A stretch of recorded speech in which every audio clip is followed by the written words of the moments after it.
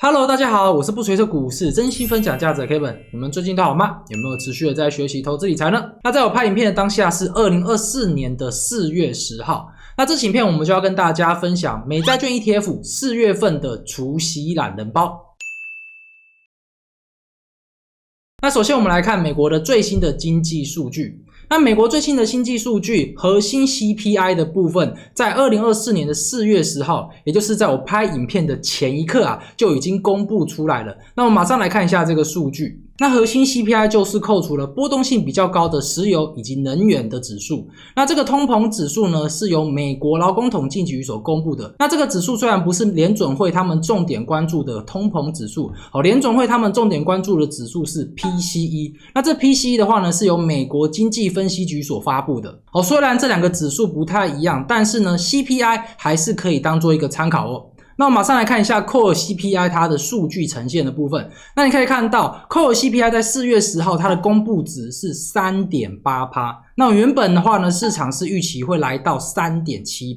所以说呢，这公布值是略逊于预期的部分。然后呢，跟前值的话呢是相同的。那有人可能会认为说，公布值跟前值一样，那应该不太差吧？那这个的话呢，我们就要看一下趋势。来，我们来看一下这边的话呢，你可以看到2023年年初到2024年年初的时候呢，这个 CPI 的指数它是有持续的下降的一个趋势。但是呢，自从2024年开始之后呢，这个 Core CPI 它的下降的幅度已经大幅的放缓，甚至出现了停滞的一个状况咯。这也就表示说呢，通膨它们下降的幅度已经慢慢的减缓了。那通膨已经开始逐渐的去减缓它下降的趋势，但是它现在的数值是 3.8%， 比美联储他们所预期的 2% 还要高上非常的多。所以说呢，这个数据真的不会算是非常的好哦。那 Core CPI 发布之后呢，我们马上来看一下美国利率期货市场的一个变化。那美国利率期货市场在4月9号，也就是 Core CPI 发布之前，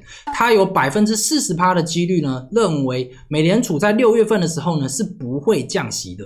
但是呢，直到这个 Core CPI 一发布，就有 80% 的几率是预期2024年6月份的时候呢，美联储是完全不会降息。也就是说呢，刚刚所公布的这个 Core CPI 的数据，让市场认为这个通膨数据真的不是非常的好那我们从另外一个表格当中也可以发现到，那2024年12月18号，也就是2024年年底的时候呢，现在预期有 35% 的几率呢，利率会维持在 4.75% 到 5% 之间。那有 31% 的几率呢，预期利率会来到 5% 到 5.25%。然后 10% 的几率呢，是预期利率完全不会下降哦。那我们把这三个数据加在一起的话呢，也就是说呢，现在市场上预期有 75% 的几率，联准会在2024年的降息的幅度会低于 0.5% 哦。那大家有没有发现到2023年年底的时候呢，你听到了一个声音，那个声音是什么？大家预期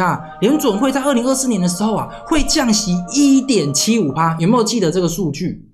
但是现在市场预期联准会在年底的时候只会降低 0.5%， 这个下降的幅度只剩下原本的1/3哦。所以如果你投资美债券 ETF 只是为了要赚降息所产生的价差的话，那这个策略这个投资策略你可能就要调整了。好，那接下来我们来看美国公债 ETF 的4月份配息殖利率。那总共有5档的美国公债 ETF 即将要进行除息。那这5档 ETF 的股票代号以及基金名称的部分我都放在上面这一边。那你可以看到总共有2档的长天期的美国公债 ETF 以及1档的中期的美国公债 ETF， 还有2档的短天期的美国公债 ETF。那股价的部分的话呢，我也放在下面这一边，基本上都是30块钱到40块钱左右。那最后一档是 14.6 块。那这档 ETF 就是 00931B 的统一美债20年期 ETF。那它在2023年的8月7号挂牌的，然后那时候呢，它的价格是15块钱所以说呢，它的股价的话呢，相对于其他的 ETF 来讲的话呢，就是比较低的。那接下来我们来看资产规模。那资产规模最大的就是 00696B 的富邦美债20年期 ETF。它的资产规模是来到了361亿台币。那第二名的话呢，就是 00931B 的统一美债20年期 ETF， 它是289亿台币。那受益人数的话呢，最多的就是 00931B 的统一美债20年期 ETF， 它的受益人数是来到了75000多人。那其他 ETF 加起来的话呢，都没有 00931B 还要高。好，那这部分的话呢，是属于4月份的美国公债 ETF。如果你是看全部的美国公债 ETF 的话呢，那其实 00931B 它的收益人数并没有到特别的高。好，接下来的话呢，我们来看内扣费用。那内扣费用的部分的话呢，就是属于2023年整年度的内扣费用。那最低的就是 00694B 以及 00719B。那这两档 ETF 它们的内扣费用是 0.19%。那 00931B 的统一美债20年期 ETF， 因为它2023年的时候呢，它是没有整年度的，所以说呢，它的内扣费用的话呢，我是没有把它写在内哦。好，接下来我们来看一下平均票息率。那平均票息率基本上都是在 3% 左右。那只有一档 0079B 的元大美债1到3年 ETF， 它的平均票息率是来到了 4.4%。那主要就是因为美国公债现在是属于比较严重的一个殖利率倒挂的情况，所以说呢，它这个短天期的美国公债 ETF 才有机会票息率来到这么的高。好，那接下来我们来看除息频率。那除息频率的话呢，这5档的美国公债 ETF， 它们都是属于季配息的 ETF。那4月份的殖利率的排名的话呢，最高的就是 00719B 的元大美债1到3年 ETF， 它的4月份殖利率是来到了 1.2%。那第二名的就是 00931B 的统一美债20年期的 ETF， 它的殖利率则是来到了 0.8%。那接下来我们来看近4季的殖利率。那近4季的累积殖利率表现最好的也是 00719B 的元大美债1到3年 ETF， 它的殖利率是来到了 4.7%。好，那接下来我们来看填息天数的部分。那填息天数的话呢，最少的就是 00694B 的富邦美债1到3年 ETF， 它的填息天数都非常的短，基本上呢，他们只要一配息，那基本上都是在7天以内就可以填息完成咯。好，那接下来我们来看存续期间。那如果它的存续期间比较长的话呢，那这些债券 ETF 他们对利率的敏感性就会比较高。好，那存续期间比较长的 ETF 有2档。分别是 00696B 的富邦美债20年期 ETF 以及 00931B 的统一美债20年期 ETF， 那他们的存续期间都是来到了16年以上。好啦，接下来我们来看一下收益平准金。那收益平准金的话呢，只有 00931B 它是有收益平准金的机制。好，那我们来看一下保管银行。那保管银行的部分我都列在下面这一边。好，那如果你的保管银行跟你的收款银行是不同银行的话，那你每次配息的时候呢，中间就会被收取一些手续费的部分哦。所以说呢，如果你想要省下这些手续费的话呢，那你的保管银行跟你的收款银行就要一样。好，接下来我们来看除息日期。那除息日期基本上都是在4月18号进行除息的，也就是礼拜四的时候会进行除息。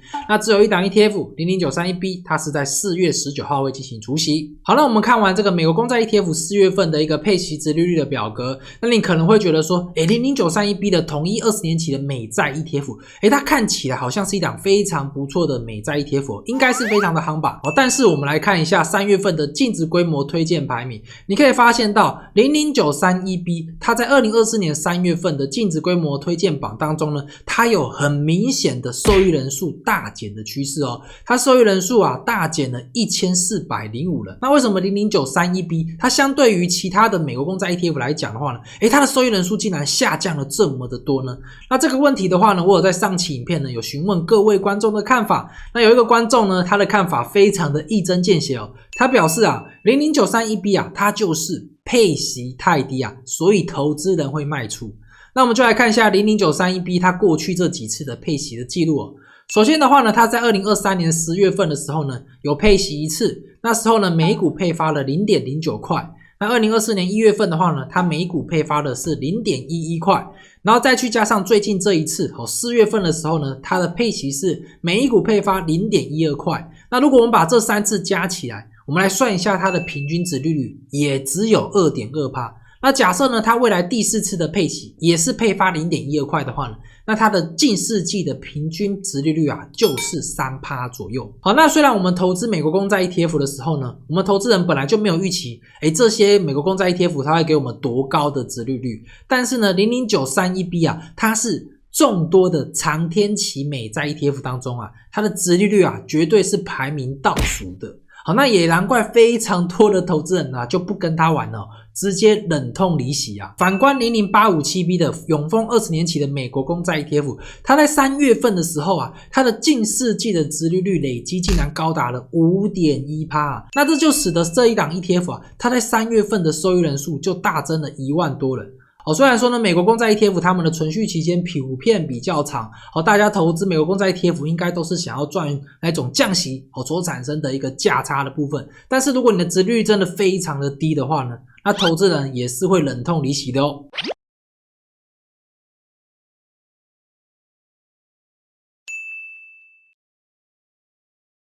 好，那接下来我们来看2024年4月份的金融债券 ETF 的配息殖利率的排名的部分。那这次的话呢，总共有7档的金融债券 ETF 即将要进行配息。那它的股票代号、基金名称以及挂牌日期的部分，我都放在上面这一边。那我们来看一下股价。那股价表现的话呢，基本上都是在30块钱到50块钱之间。那只有一档 00933B 它是新挂牌上市的。那它的股价的部分是来到了 16.6 块。好，那接下来我们来看资产规模。那资产规模最大的就是 00724B 的群益投资级金融债券 ETF， 它的资产规模已经超过了1000亿台币。那受益人数的话，最多的就是 00933B 的国泰10Y加金融债 ETF， 它的受益人数接近12万人，是其他6档金融债券 ETF 加起来都没有 00933B 还要多哦。好，那接下来我们来看内扣费用。那内扣费用的话，最低的就是 00724B 以及 00773B， 那这2档内扣费用是 0.29%。好，那接下来我们来看平均票息率。那你可以看到金融债券 ETF 他们的平均票息率大概都来到了 5% 左右。那相对于我们刚刚所看到的美国公债 ETF 的话呢，金融债券 ETF 他们的平均票息率是比较高的齁。好，那接下来我们来看除息频率。那除息频率的话呢，有2档 ETF 是属于月配息的，那分别是中信优先金融债券 ETF 00713B 以及国泰10Y加金融债 ETF 00933B。好，那这2档 ETF 是属于月配息的，那其他 ETF 都是属于季配息的 ETF。那4月份殖利率表现最优异的就是 00724B、00785B 以及 00842B。那这3档 ETF 他们在4月份的殖利率是来到了 1.3%。那 00713B 跟 00933B 他们都是属于月配息的 ETF， 那他们4月份的殖利率是 0.4%。好，接下来我们来看他们最近累积4季的殖利率表现。那累积4季殖利率表现最高的就是 00842B 的台新美元银行债，那它的殖利率是来到了 5.5%， 是金融债券 ETF 当中呢最高的一档 ETF 哦。好，那我们来看填息天数。那填息天数最优异的就是 00773B 的中信优先金融债，那它的填息天数的话呢，大概都是在10天左右就能填息完成。好，那这些金融债券 ETF 他们的存续期间、收益平准金以及他们的保管银行我都放在下面这一边。好，那大家可以自行前去参考。那除息日期的话呢，基本上都是在4月18号进行除息，但是呢有3档 ETF 它是属于比较特别的时间，分别是 00790B 的富华次顺位金融债 ETF， 它是在4月23号进行除息。那 00834B 的低金金融债 ETF， 它则是在4月22号进行除息。那 00842B 的台新美元银行债则是在4月17号进行除息哦。那如果你要参加这些除息的话呢，记得要在除息日期的前一天就要购买这些 ETF， 你才可以参加这些的除权息哦。好，那金融债券 ETF 当中呢，最有名的2档 ETF 分别是 00773B 的中信优先金融债以及 00933B 的国泰10Y加金融债。好，那这2档 ETF 是大家最常会去比较的2档 ETF， 他们讨论度也是最高的。那在3月份的热度方面的话呢，却出现了非常大的反差。这2档 ETF 都是属于金融债，而且都是属于月配息的债券 ETF。但是呢，前者 00773B 呢，它在3月份的时候呢，受益人数略减了636人。那后者 00933B 的话呢，它则是激增了18415人。那这2者他们在4月份的时候配息殖利率我们刚刚看到基本上都没有差别，都是在 0.4% 左右。这2者最大的差别就是前者它是没有收益平准金，那后者的话呢是有收益平准金的机制，那这2者就产生了非常大的影响。看来 ETF 它有没有收益平准金的机制，就是他们的配息是否会更加的稳定呢？似乎对投资人是否要购买这档 ETF 起到非常大的一个关键影响哦。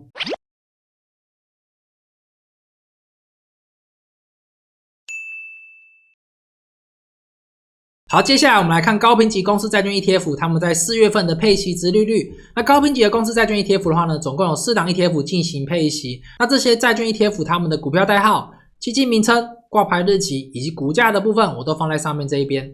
那资产规模最高的就是 00772B 的中信高评级公司债 ETF， 它的资产规模是来到了1335亿。那 00746B 的富邦 A 级公司债呢，则是来到了884亿，它是第2名的部分。好，那接下来我们来看一下受益人数。那受益人数最多的就是00772B 的中信高评级公司债 ETF， 它的受益人数是来到了7万多人。那其他3档 ETF 的话呢，只有1000多人哦。那我们来看一下内扣费用。那内扣费用最低的就是 00746B 的富邦 A 级公司债，它的内扣费用是 0.25%。那第2名的话呢，则是 00772B， 它的内扣费用是来到了 0.31%。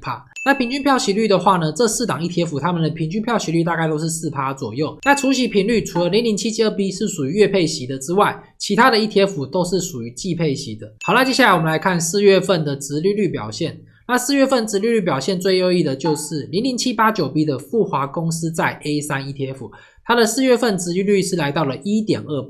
那00772B 它是属于一档月配息的 ETF， 所以呢它4月份的殖利率就比较低，大概是 0.4% 左右。那我们来看一下最近4季的累积殖利率表现。那最优异的就是 00782B 的国泰 A 级公用债，那它的殖利率表现是来到了 4.8%。那接下来我们来看填息天数。那填息天数的话呢，基本上这些 ETF 都至少有1天的一个配息，到现在都还没有填息的。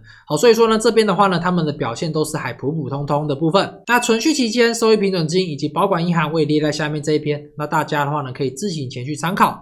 那除息日期的话呢，基本上也都是在4月18号，那只有 00789B 的富华公司债 A3 ETF， 它的除息日期是来到了4月23号哦。好，那讲完了高评级公司债 ETF， 接下来我们来讲投资级别的公司债 ETF。 好，那高评级的公司债券 ETF， 它们就是违约风险比较低，那投资级的话呢，他们的违约风险就会比较高，但是呢相对来讲他们配发的债息就会比高评级的公司债 ETF 还要高上一些哦。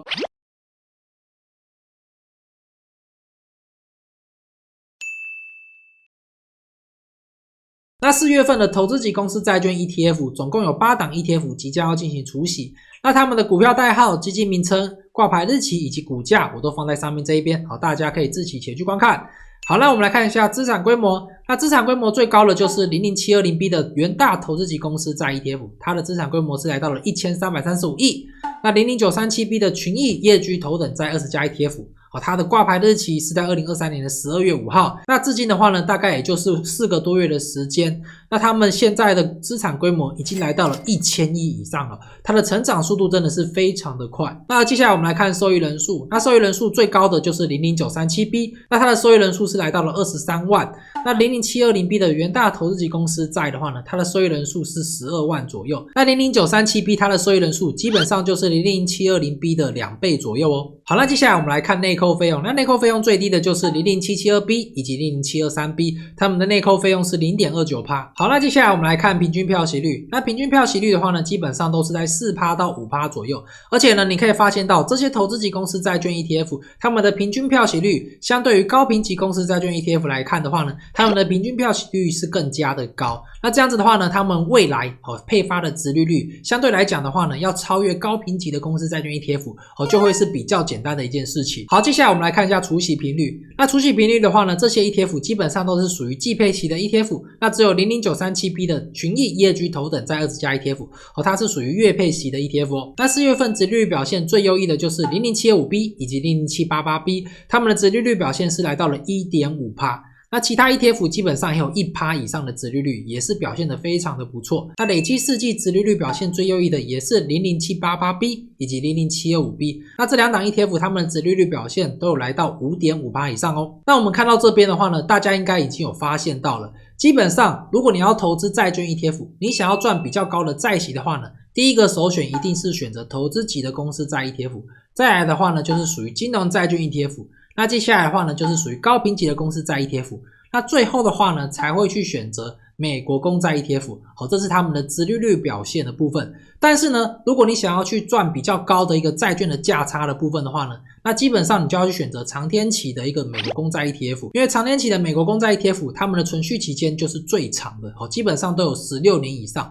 那这种存续期间比较长的债券 ETF， 在未来降息的时候呢，它所能产生的价差就会比较高。那有许多投资人就认为说，他们既想要赚到价差，也想要赚到比较高的债息，所以说呢，他们就去选择了投资级别的公司债券 ETF。他们认为说呢，这样子的话呢，我们可以拿到比较高的债息，而且呢，在降息的时候呢，我们也可以获得比较高的价差。但这边的话呢，其实是有一个问题的，那就是说，如果是经济衰退所产生的降息的话呢，那只有美国公债 ETF 它的价格会上涨，那其他的债券 ETF 它们的价格都会下跌哦。因为当经济衰退到来的时候呢，只有一种债券它们是可以避险的，那个债券就是属于美国公债的部分。因为在经济衰退的时候呢，所有的投资人都认为每一家公司都有可能会爆雷，那唯一一个不会爆雷的是什么公司？那是政府啦，就是美国政府是唯一一个大家认为是不会爆雷的政府。所以说呢，在经济衰退到来的时候呢，所有人都会去投资美国公债，那债券的话呢都会下跌。就算那个时候呢已经开始降息了，